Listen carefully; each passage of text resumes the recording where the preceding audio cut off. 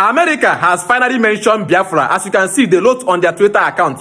Now, this is the plan of America. America said that they are coming back to Nigeria to face this terrorist group in the northern part of Nigeria. Because if you allow them, they are going to plan more evil and carry out more evil, especially on Christians. Therefore, they are coming back to Nigeria to face them and deal with them and finish them once and for all. But for them to do this, they need a military base in Nigeria. And according to what they wrote on their Twitter account, as you can see, they wrote the name Biafra. They said that they need to build their military base in Biafra area where they can get more support. Now, to my own understanding, I think the support they mean is more land.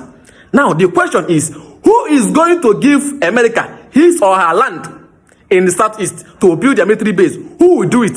That's number one. Now, number two is, I think America is trying to colonize Biafra. Yes, the same way British colonized Nigeria. I think America is trying to colonize Biafra so that they can use that means to have their full military base in Biafra land, and also to monitor what is going on in Africa, and also to be easy for them to carry out any operation they want to carry out in Africa, maybe especially in fighting any terrorist group in Africa. Because Nigeria is not the only terrorist group, only country that have terrorist group in Africa. There are other terrorist groups in Mali.